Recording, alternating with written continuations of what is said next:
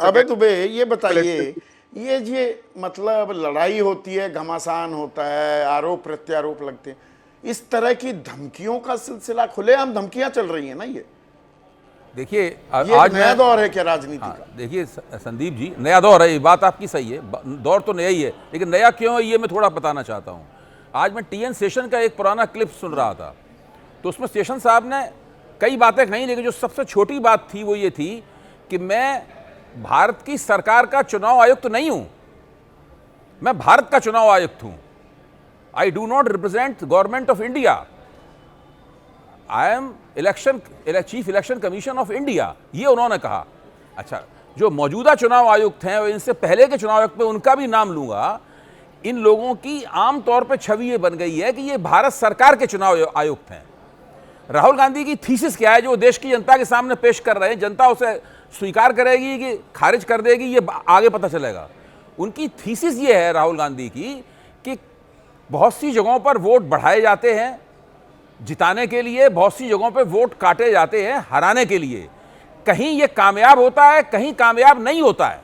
ये पूरी थीसिस ये है और इस बात का पर्दाफाश करने की जरूरत है। नहीं, हम ये क्यों ना माने खिसियानी बिल्ली खंबा नोचे। नहीं, इसमें देखिए अगर का वो हाल हो गया, सत्ता मिल नहीं रही, इसका मतलब ये है, इसका मतलब ये है वजह तलाशी जा रही है, इसका मतलब ये है कि जो चुनाव हार गया, इसका मतलब जो चुनाव हार गया या ज्यादा दिन तक चुनाव हारता रहा, उसको सवाल उठाने का हक नहीं है। आप जब भी सवाल उठाएगा आप कहिए खिसियानी बिल्ली खंबा नोचे, ये तो इस प्रकार का तर्क हो गया ना। मैं राहुल गांधी का समर्थक नहीं हूं, मैं कांग्रेस का समर्थक नहीं हूं, कभी भी नहीं रहा आज तक।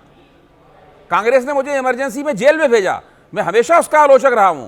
लेकिन ये जो देश में हो रहा है, ये कांग्रेस हो या और कोई पार्टी हो, सभी को इसको सवाल को उठाना चाहिए। ये बिल्कुल अलग मसला है। देखिए, एक नितिन गडकरी का एक क्लिप चल रहा है, उसमें वो राजदीप सरदेसाई से कह रहे हैं कि 3.5 लाख वोट मेरी कॉन्स्टिट्यूएंसी के काट दिए गए, जिसमें मेरे भांजे का, वो मेरे वोट थे, मेरे समर्थक थे, मेरे भांजे का और मेरे परिवार का वोट है उसके अंदर।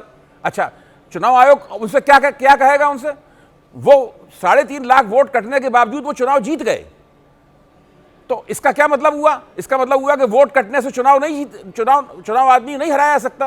कहीं ये कामयाब होता है, कहीं कामयाब नहीं होता है। देखिए, वोट पिचकाना और वोट फुलाना, ये दोनों ही ये भी चुनाव प्रक्रिया की विकृतियां हैं। अगर ये आज हल नहीं होंगी तो ऐसे में जो आज के कार्यक्रम का दूसरा सवाल है अब है, ये स्पेशल इंटेंसिव रिवीजन किसका सरदर्द बन गया है? ये भाजपा का आम आदमी का सरदर्द है। मैं ये मानता हूं कि अकेले में बैठकर वो दूर हो रहा है क्या? मैं ये मानता हूं संदीप जी कि अकेले में बैठकर भाजपा के रणनीतिकार और चुनाव आयोग खुद दोनों सिर धुनते होंगे। उस क्षण के बारे में सोचते होंगे जब उन्होंने तय किया था कि बिहार में 2-2.5 महीने पहले हमें SIR करनी है। आज स्थिति यह है कि वो वहां जो विपक्ष है वो वोट चोरी के खिलाफ कैंपेन को उसने चुनावी मुहिम में बदल दिया है। अगर ये सब नहीं होता, एक नॉर्मल चुनाव लड़ा जाता तो अलग तरीके से चुनाव लड़ा जाता। अभी चुनावी मुहिम शुरू ही नहीं होती। अब तो ये चुनावी मुहिम शुरू हो गई है जो कहती है वोट चोरी रोकिए, तेजस्वी को मुख्यमंत्री बनाइए और राहुल गांधी को प्रधानमंत्री बनाइए। वो तो पूरे चुनाव को एक लहर में बदल देना चाहते हैं ताकि जातियों में बटा हुआ बिहार होगा कि नहीं होगा मुझे नहीं पता, मैं इसके बारे में कोई गारंटी नहीं ले सकता। आपका मानना है सिरदर्द बन गया है चुनाव आयोग और बीजेपी के लिए, यानी कि एनडीए के लिए? वो तो गले में फंस गया है उनके।